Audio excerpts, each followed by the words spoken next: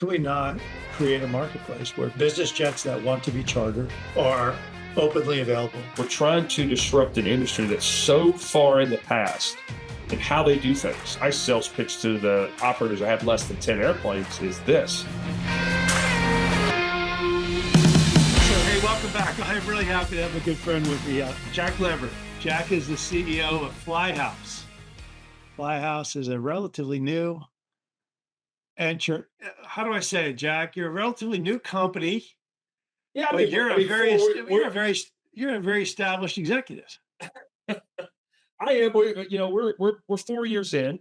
Yeah, we bought a company, Golden West Airlines. 40-year-old 121.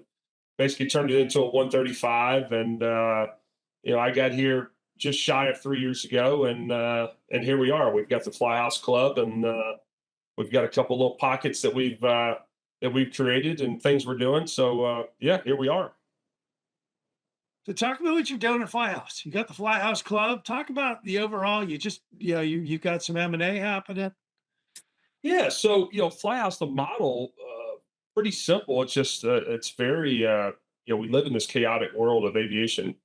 But it started out basically, a guy had an airplane and said, "Hey, how can I drive my costs down? I can't do it with one airplane. I need a bunch. So hey, let's get a certificate and let's kind of build something. And let's do things a little bit differently of how typical management companies do it." I said, okay, so we kind of started that. It's like, hey, how can we really drive the cost down for the owner? And if we can do that, we can, driving the cost down for the consumer, and we can increase lift. We can generate more revenue. It's like, how do we do that? Well, let's create a tech platform that connects the end user directly to the owner operator, and basically eliminate a lot of the friction. We always say, hey, we're frictionless. How do we create a frictionless environment within the aviation space? That doesn't exist, as you know.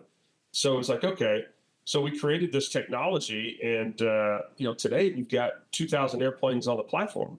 And by way of example, we have the 135 side, which is our own, that we've now entered into an agreement to acquire a company called Sun Air Jets, and now that gives us access to hangar space and fuel farms and 145 repair station.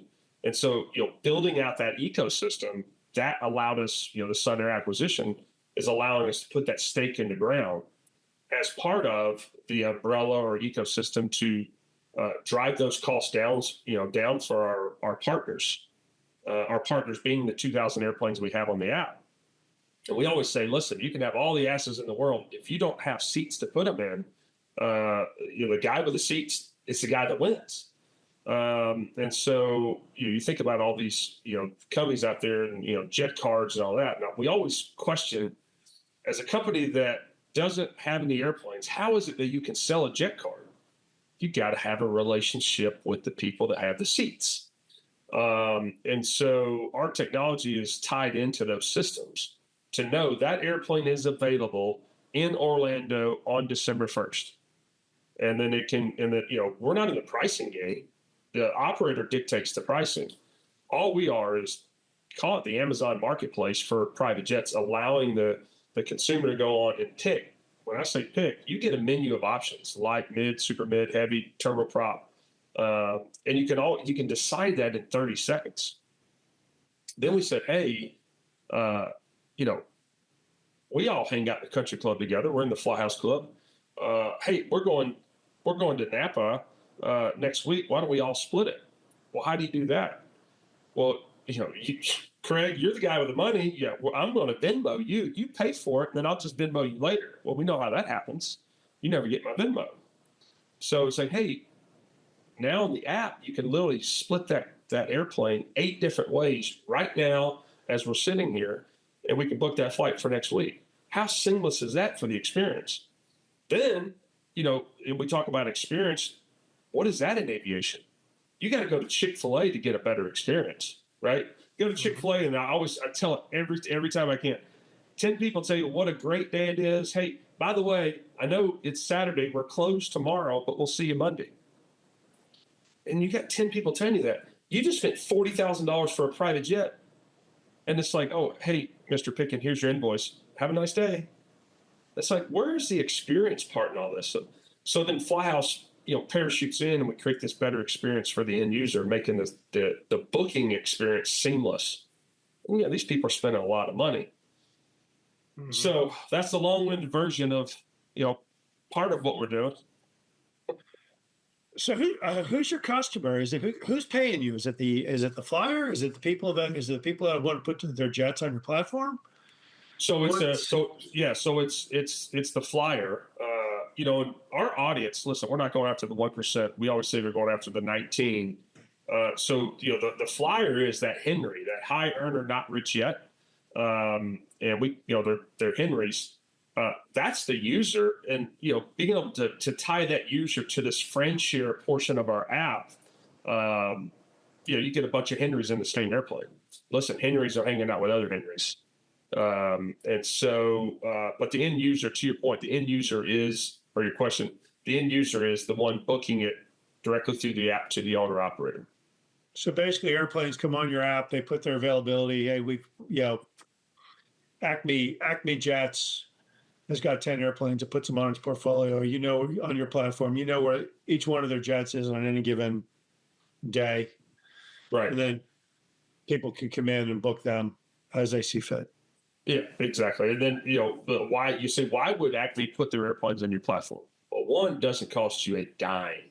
I mean, it doesn't cost you any money to do that. We've created the FlyHouse Safety Seal. What is that? Well, that is a safety system and culture that is designed to say, hey, if you want to be part of FlyHouse, you've got to operate under a certain standard. We've all seen the standards. There's multiple standards out there. Hell, I mean, I remember at previous life, we had 4 or 5 audits a year because there's different standards. There's not one universal standard everybody operates under. We always talk about, safety, but you can't have safety without culture. So if you have culture first, then you can create the safety, right? So that's the part I think that's misaligned in the industry. It's like, we always talk safety, safety, safety, but then where's the culture? You can't have safety without it, and culture is the first part of it. So creating that, and then being able to go to the fuel companies and go, hey, I don't have 10 airplanes at Acme. I'm part of a network that's got 2,000. Now all of a sudden it's like, oh, you're in FlyHouse. Oh, okay. Now we can get you down the road. Same thing with maintenance. You go to these maintenance providers, and you've got these inspections that come and do or whatever, and it's like, oh yeah, hey, I'm just Joe Blow over here with a couple airplanes. It's like, oh, now you're waving the FlyHouse flag. Oh man, we can get you in. And so creating that, and now I can drive the cost down, basically split the savings with our partners, and creating a better ecosystem. You want to operate that ecosystem, there's certain standards you have to operate, and if you don't, no big deal. You just won't be in that ecosystem. So what do you use it for? What do you use? Argus, Wyvern? What are the ratings you use? That's the standard. We're creating our own FlyHouse standard. And it's obviously similar to those, but the idea is, I always say that we're doing it for the 90%, right? So the 90% of the operators in the country have less than 10 airplanes. I think the number is actually less than 14. That's 90%. That is pretty much all of aviation. So you're like, holy cow, they're the ones that can't market. They're the ones that can't go hire a safety officer. And by the way, they're going to take a pilot and go, hey, we'll pay you an extra $20,000 a year, but you be the safety guy. Yeah, that's not safety. That is a fill in a position so that you can quote unquote be safe. And so then I think that's where the culture piece is so critical, to be able to say, hey, you need a legit safety guy in your. Hey, FlyHouse can actually provide that. By the way, at no cost to you. We're trying to help you. Why? Help us build this bigger ecosystem. Somebody said the other day, why in the world would you go and try to help 90% of the operators? Well, what's my model? My model is drive costs down for my owners. I have airplane owners that I have to adhere to and keep and make sure they're happy, and I've got to drive their cost down. I can't do it with my 23 airplanes. I can do it with 2,000, create this better ecosystem. So I think that's where the industry has been kind of stagnant for so long because nobody's come in and been able to say, hey, let's put this umbrella over everything, create this better platform where everybody in the ecosystem wins. It's not like, oh yeah, hey, I Googled Craig, he's got all this money, let's jack him up, let's charge him, more money, and 6 months later you find out, oh, then you're going to go to somebody else and you can get the same jack. Yeah.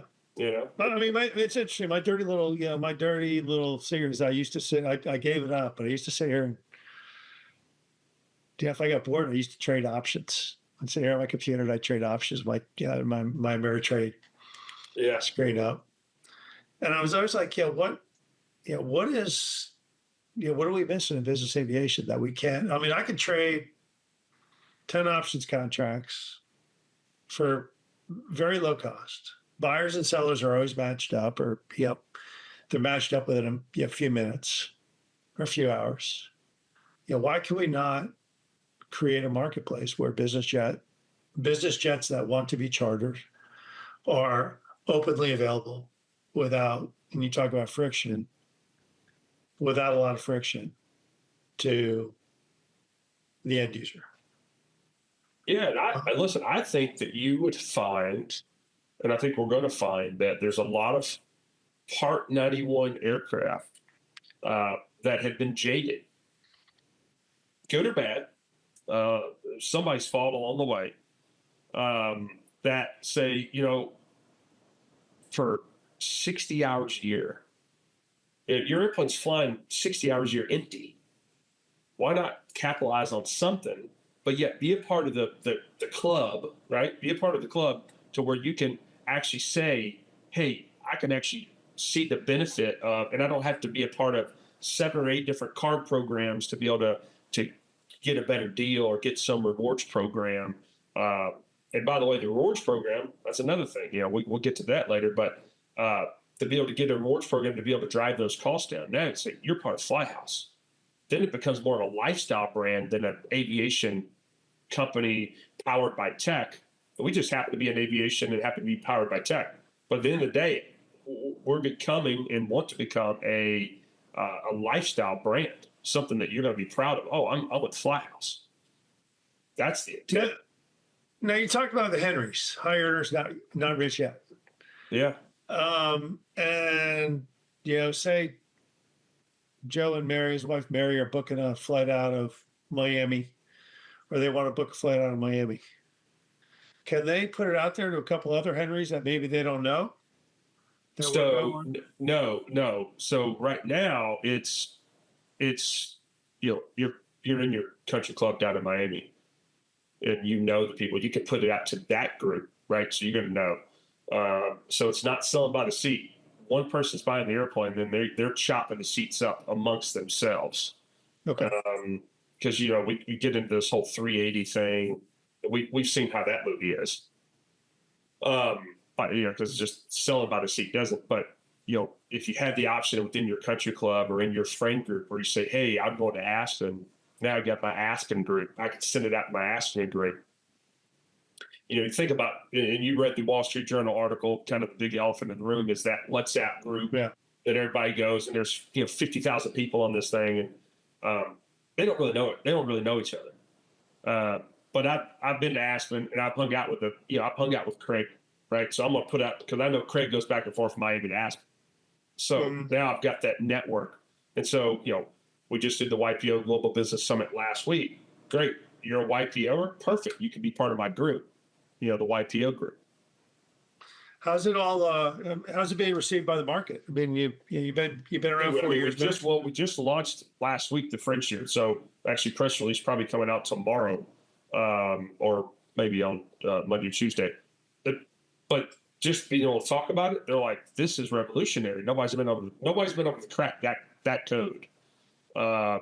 They've done by the seat, but this is more unique in the feature that, hey, as we're sitting at dinner, we can chop this airplane up, get our options, and chop it up by the time we got our check.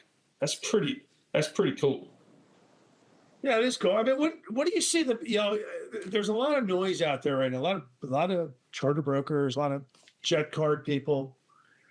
A lot of great airplanes, lot of not so great airplanes. A Gulfstream is not a Gulfstream is not a Gulfstream, right? You've got, how do you disseminate? Like what airplanes? Yeah, you've got an older G5.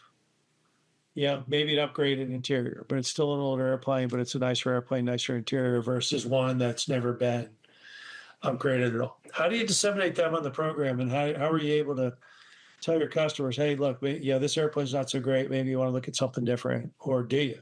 Yeah. So no, great question. So the thing that we continue to harp on is, we want to be completely frictionless. We're not picking the airplane for you. We're just giving you a menu of options. Do you want that Wagyu steak, or do you want that, chop steak? Do you want that sirloin? You want the New York ribeye with the bone in? You can really kind of check those boxes however you want. It's just, I've got to provide you with those menu of options. And we know in today's market, you call somebody, they're gonna be like, nope, I got this airplane right now. But it's that airplane because it benefits you, because you're making all the money. The way the charter, part works today, the way that movie's being played out is, I call Craig, Craig, I need an airplane. And Craig goes, okay. Then Craig's going to go call our boy Fargo, right? And say, hey, Fargo, I need an airplane. Fargo's going to quote you, but then you're going to quote me off Fargo's price. The thing is that you never book Fargo, because you go, man, I'm going to see, and by the way, I'm flying in 3 weeks. So I'm going to see if I can get a better price for Jack. But you're not disseminating that price to me like that. You're going to see if you can make an extra $2,000. I'm not saying it all works like this, but I would say the majority of that's how it works. You're waiting. And then now, the day before my flight, everybody in the world knows that Craig's flying to Aspen. You never book Fargo because you want to try to make an extra $2,000. So what we do is we say, all right, great. We can go directly to Fargo, right? And say, hey, we get the price. I'm booking it 3 weeks ago. There's no stress in the system. That thing's booked. We're good. We're on to the next one. Fargo is trying to figure out how he gets it from Aspen, right? Because we're going to Aspen. So now that trip, as soon as I land in Aspen, he's going over Salt Lake City, and he's going Salt Lake City back to Richmond. That's that model. But in today's world, it goes, oh well, let's see how we can make more money, as opposed to being a full transparent system to go, yeah, listen, nobody here's a .org. We're all going to make some money, but we're not jacking the consumer for the benefit, for our own benefit. That's the transparency and the frictionless piece that doesn't get talked about. Interesting. What do you think? I'm hearing market's challenged, market's good. I mean, I know a lot of your smaller operators are really there's a lot of cost pressure on them right now. Pilots, maintenance, fuel. Although fuel's probably coming down a little bit, but maintenance is not. You see Ken Rickey suing Honeywell. Yeah, he'll win. What do you see in the world of Part 135 charter looking like today, and is it gonna look any different in a couple of years, or are people just whining that it's getting harder and harder? Well, we always say the last 90 is different from the next 90. I mean, it's like yesterday's different from today.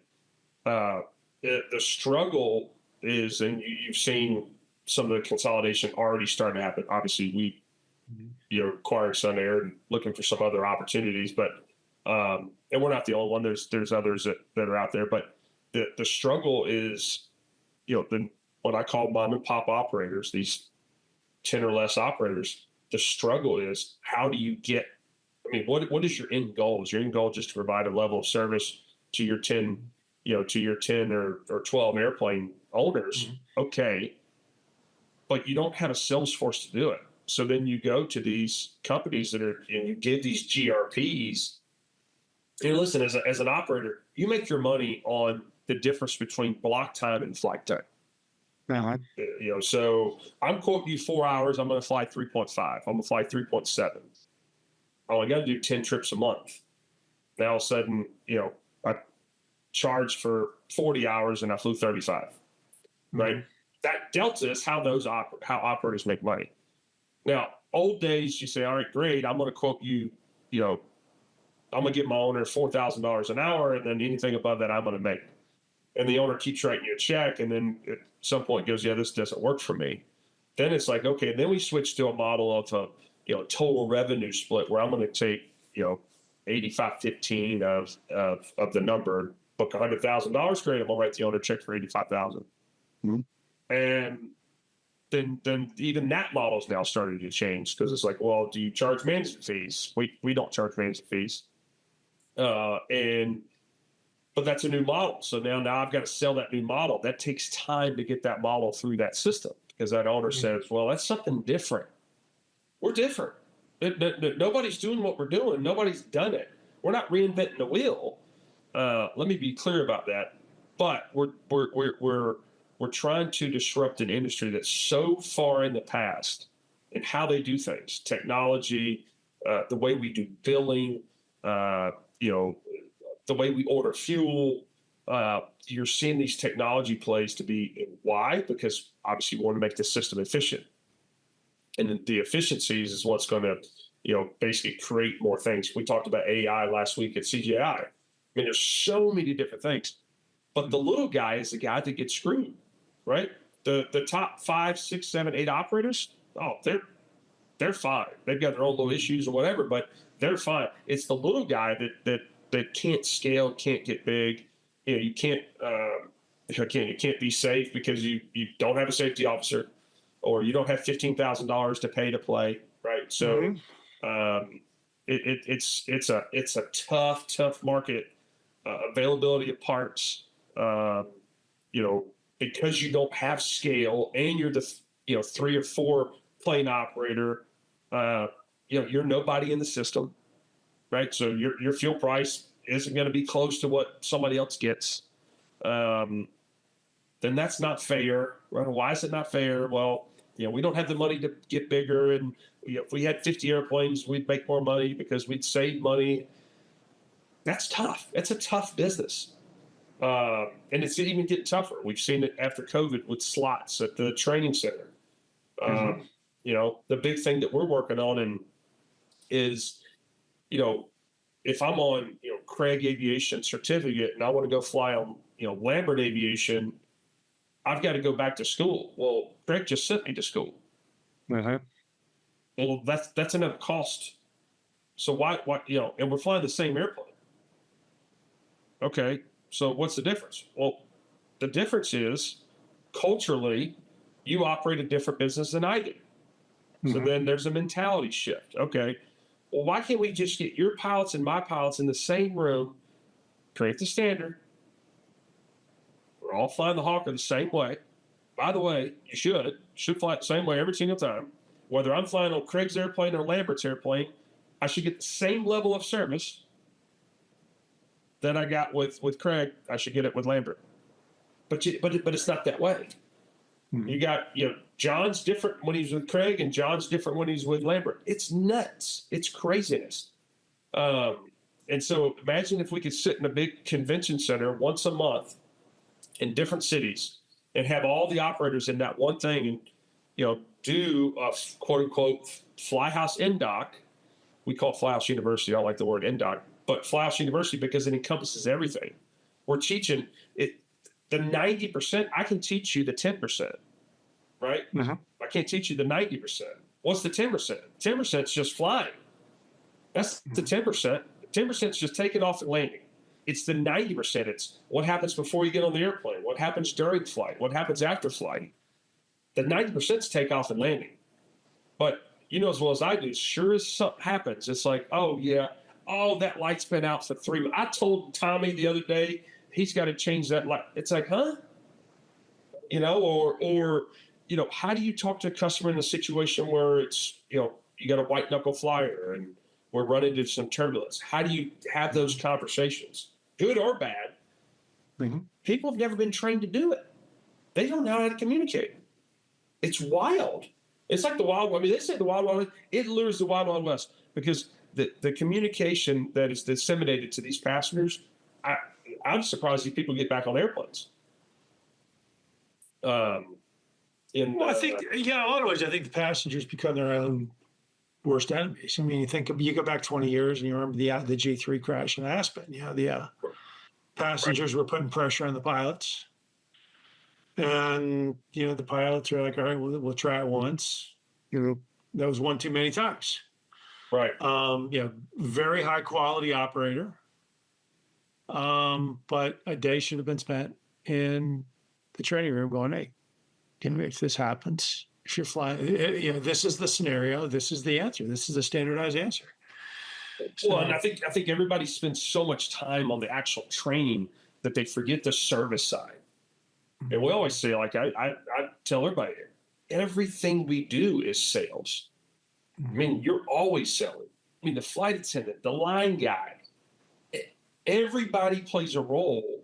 That's why they're there, right? Everybody plays a role. It's not just to get a new customer, because I think we all can get them. It's how do you keep them? How do you maintain them? yeah. Well, that you got to have consistency, and it starts on the day you hire them. You bring a guy in, bring a gal in. It's they want to feel like that they're part of something. And so that is so. I mean, we actually have our we have a chief people officer. That's all she does. Send out birthday cards. We had 2 birthdays today. Great. Email goes out. I am personally calling both of them saying, hey, thank you for being here. Appreciate it. Then they get a little email and they get to go on and pick a gift. And it's like, you got to do that. Now we have 200 employees. Yeah, that's what we got to do. We have to call 200 employees and wish them happy birthday and do those things. That's the difference between, I say, what is the difference between you and someone else? It's the little thing.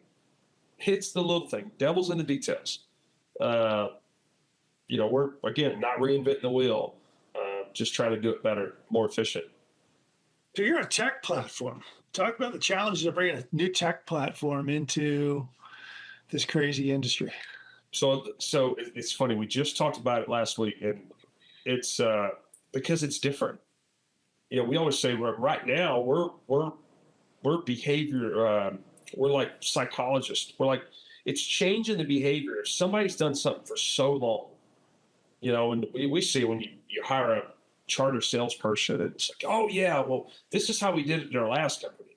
Mm-hmm. Well, by the way, if you've done it this way, then we're going to do a complete opposite of what you've done. So just have that in your mind. That it's good to have the experience, but we got to be different thinkers. We got to be thinking outside the box.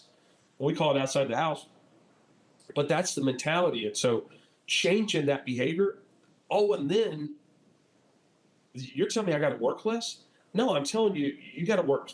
You're working less. You're going to work smarter. Technology is going to enhance that, right? AI is not taking your job. Now, I think there's some jobs within the organization that AI can probably, alleviate. You don't need 15 accountants, right? You just use the AI and split the tech functions. But customer facing, you can never take the relationship out of business, right? But I think with AI and technology, that's an enhancement to what you're already doing.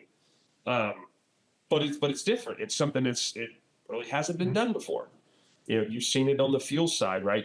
So now you go to the FBOs, the pilot really doesn't even have to check in because all that fuel stuff, the order has been placed through a system, and then the guy that's fueling it has an iPad and he goes, yep, we took 370 gallons.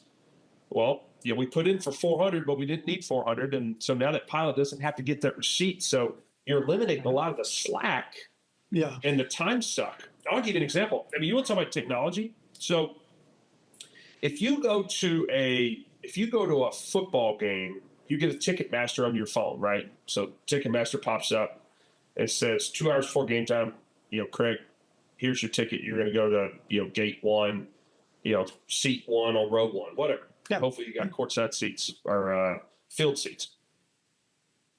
But that experience it's teaching you along the way as you get to the stadium. This is where you're parking. This is where your parking pass is. It tells you all that stuff. On the private jet side, Craig's calling Jack 10 minutes before departure. Where's my airplane? I'm in Teterboro. There's 7 FBOs. 4 of them are signatures.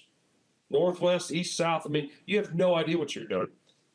You didn't look at your trip sheet, right? I mean, who looks at their email, right? You didn't open up at the attachment. You got to go through it and figure out what my tail number is.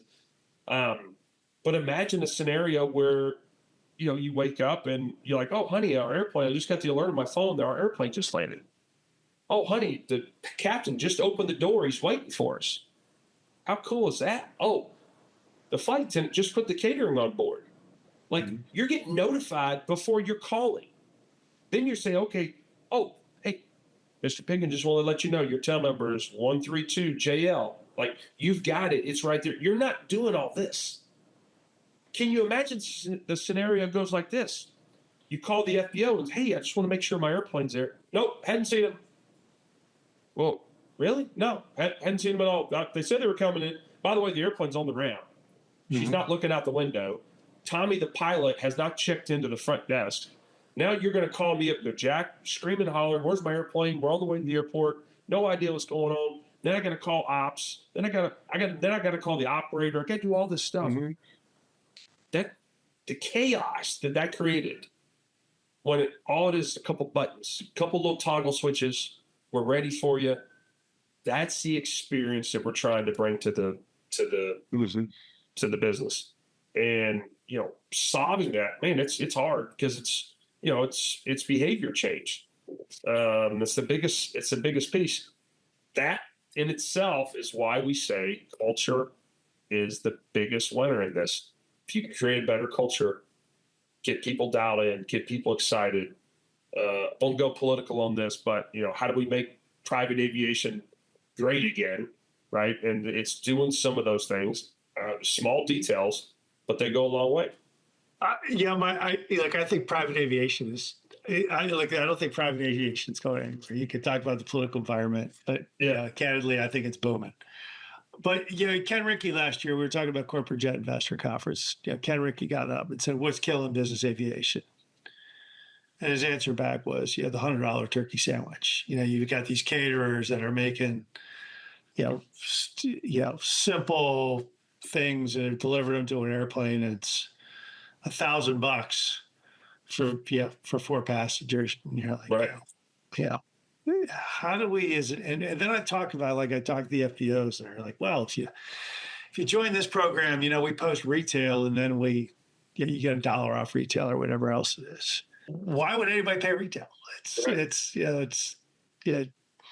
How do we change that part of the industry where we partner up with we've got a thing now that connects all the caterers in all the states, and you've seen it in these little pockets. With Ruby's and Mike Linder down at Silver Lining, great job. Mike's down in South Florida. Ruby's just kind of gridding the network, and then Air Curl and Air Worldwide with Paul, what he's done to be able to do these little strategic bases, and so you call. But being able to solve it through technology, where you're not going, hey, Paul, I need 5 sandwiches, whatever. There's a lot of hands in that. Along that trough, right? They're getting their hands in, and that's driving the cost up. How do you create the better efficiency? You can do that if you do it with technology and booking it. We've seen it with Go Rentals on the car side, right? Call up some of these other companies and try to get a car service for private aviation. They look at you like, huh? Where? It's over at Terminal A. It's like, no, I'm over at the private jet terminal. They have no idea that even exists. That's why Go Rentals has been so successful on that. But then they've been successful on the service side. Yeah. They will say, hey, your car is there. I landed last week. The guy picks me up at the terminal. It's like, oh, this is how this works. Okay. All right. I'll be using you again. And then not even worried about the price. What happens is, man, you go to a restaurant, you'll pay for service. Pay all day. Never even complain about it.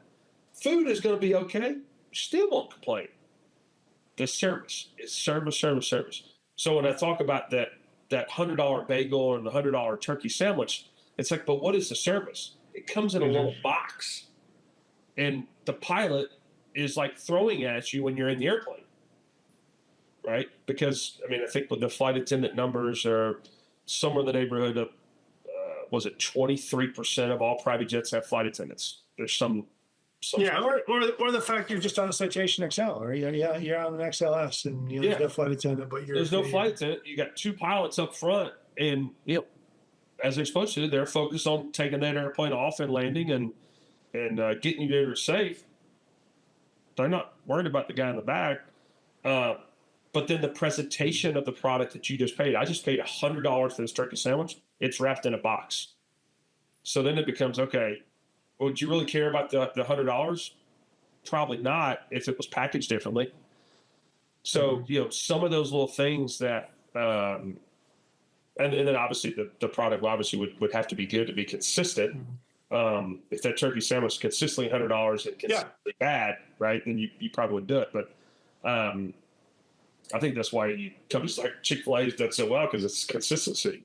You get somebody telling you, hey, every time you walk in, thank you, have a nice day, and the food is pretty much the same chicken sandwich in Atlanta, same chicken sandwich in Florida, right? Yeah. And I think that's where the difference is. You're getting a turkey club in Teterboro. It's a different turkey. It's a different turkey down in Florida for some reason. I just think it's like, because you tell people, wealthy people don't care about paying a higher price. They care if you're ripping them off. And, and they can smell it when you're, they can smell it a long way away. And that's what a lot of people, miss it. And, and it's when you're trying, somebody's got a little bit of, jingle in their pocket, and you're trying to take them for retail on everything, but deliver them something, they're like, no, this doesn't work for me. So, well, I think to that, I don't think there's a standard. Can there be a standard pricing, right? I mean, what turkey costs in New York is different than it costs in Florida. Labor cost is different in New York than it is Florida. Not to just use those two examples, but it could be different in Chicago than Atlanta, right? So, I remember having to get Popeyes or KFC for a customer, and then we went and he needed some socks, and so we went to, I think, Target and got him some socks for an airplane. But we didn't know what kind of. We just got him some pair of socks. But it was like, hey, we went above and beyond to do that to get the guy what he asked for. Yeah, he wanted KFC. By the way, we got you KFC. That cost. We had to get some drivers to go do that. It cost, but we got him what he wanted. I totally get it. Where do you see the industry going? You got your big operators, NetJets, FlexJet. 10 years ago, everybody said fractional was dead. Mark Twain quote, do not overestimate the what is it, the news of my demise. Those guys come back roaring. You've got some big operators on the management side of the house that are probably pretty stable. I think that you get a max number of airplanes that you can really manage, and then the marginal cost of the next one is just not worth it for you, so you're capped. Yeah, and I think you speak of cap. I think that's what you see. But I think the industry is we're busier than I think we've ever been, and I think that's pretty much throughout the industry, not just FlyHouse waving this busy flag. I mean, everybody seems to be busy. Planes are moving, but I think that when you look at, we always say what are the four ways someone flies? They charter, on-demand charter. They get a jet card. They do fractional, or they just buy an airplane outright. There's tax things and tax. There's tax things or ways that you can go and get a private jet now with the depreciation and stuff like that. Okay, so that is now bumped that up, but then you have a supply issue for that issue. For that, I think you have a supply issue on the jet cards. I think one of the things that we looked at, or what we looked at, was saying, hey, lift is so hard to get. And yeah, okay, great. I know Craig and he's got some airplanes. So Craig's going to give me a deal, but I don't know that that is sustainable long term. What if Craig's no longer there? Then you'll have a Hmm. relationship with that operator, right? So, um, and I think in today's world, people, I mean, you see it in professional sports, people just don't stay in one place. So they're constantly moving. So I've got a relationship with Craig. Now Craig goes to another operator and he's got 15 airplanes, not 3. Okay, great. Now I got access to 15 that I didn't have before. Um, so the big thing is, how do we create a network where everybody's operating under the same umbrella? Does it matter that Jack flies in the back of Craig's airplane? I don't think so. I would argue against it and said, hey, what matters is that the ass that you put in the back of that seat pays you. That's Hmm. really what matters. Um, so my sales pitch to the operators I have less than 10 airplanes is this: what if I told you that I could basically put asses in your seats, eliminating a lot of your friction points that you currently deal with today? By the way, I said this last week with CGI. Have you met Susie? Susie's 30 years old. She's got 3 kids, all under 6. She is the dispatcher. She's the accountant. She's the operations. She's the marketing. She does pilot travel for 5 airplane operator. By the way, Susie doesn't exist, but for the example, it is impossible for her to take care of her 5 owners on a consistent basis. So what does she do? The first guy that calls up and goes, hey, I got a trip for you. She goes, okay. And at no point is anybody ever thinking about pricing and what's going to cost. We're just saying, oh nope. And by the way, oh shoot, it's almost 2:00. I got to go pick up my kid from daycare. Yeah, just we'll go ahead and book it. And it's like, then we're just going to send the airplane to the FBO. And I'm not saying this is overall, but this is the mentality of, and it's just because at no fault of them, they just don't have scale. The owner can't hire another Susie. So she's Hmm. doing all this job stuff. So then she relies on that third party to book it. I would just take one phone call. If I can book it, great. She's not incentivized to get max dollar for it. She's not incentivized to save the company money and go to the FBO that does a deal. She doesn't even have time to call the FBO and negotiate a deal. Hmm. So creating that platform that allows that. So I go to Susie, I go to Susie's boss and go, hey, we're going to parachute in. We're going to create a better culture for you that you don't have today. Set up a better safety standard for you. We're going to operate under one umbrella. Then I'm going to allow you to focus on your 5 customers and your retail. Remember, we're frictionless and transparent. I'm going to give you ownership in FlyHouse. So why would I want access to your customer? That's just going to hurt our relationship. You have access to audit my books 4 times a year because you're now an owner in FlyHouse. So let's get rid of that narrative. Okay, check. Then we say, okay, I'm going to drive your fuel costs down because now I got volume. I got 2,000 airplanes back here in the hangar. Okay, check that. Now I got access to the maintenance stuff that you didn't have access to before. So now I'm bringing everything under one thing. We're all operating under. Then you don't have this stuff. Well, it's like, hey, yeah, I need that plane for $3,500 an hour. It's like, no, our standard is 5. This is what it's going to be. By the way, call over across the field. Oh, hey, Craig, I need for $3,500. Nope, we're $5,000. Now we've set the standard. We have control. Hmm. This is not a situation where we're like, at no point are we bashing anybody. We're just saying we have to operate differently as a unified kind of group, but as a community of people that have, Yeah. in historically, will tell you we've just kind of let the dogs do whatever they want to do. And so we say, hey, I think there's a better opportunity. Let's create a safer environment, more efficient environment where everybody wins. Right now, I think there's only 2 people in the ecosystem wins. We did a trip the other day, and there was 7 brokers involved in the trip. So the $21,000 trip ended up being $39,000. $18,000 profit is disseminated under 7 people. So the owner gets screwed, the customer gets screwed. Now, if we bring it down, make it level, creating a better experience for everybody. Now then everybody's happier. I love it.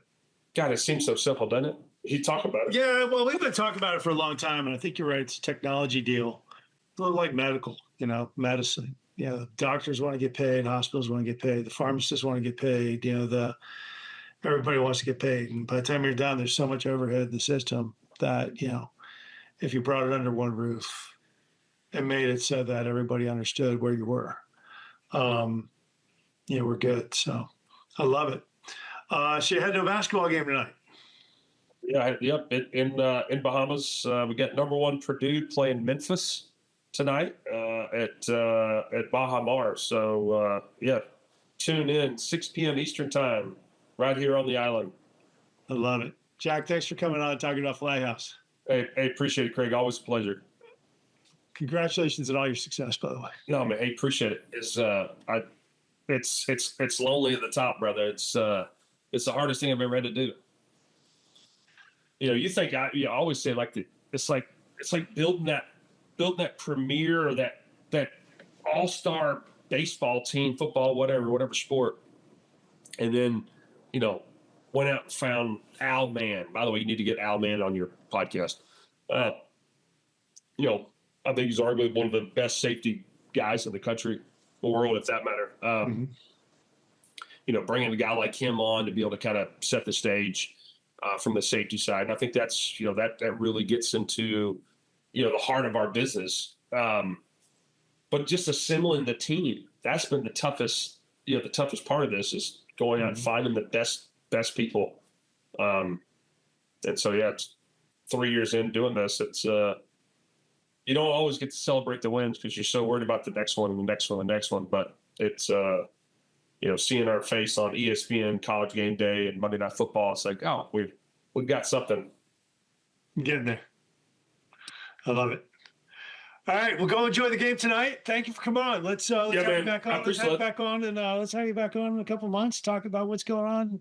Let's do it. Let's do it. We'll get you out. We got to get you out to LA, and I want to do one in person. Let's do it. I think where we can sit around, and you're actually. I think there's a different feeling we do it. So let's do it. You got it, Jack. Thanks for coming on.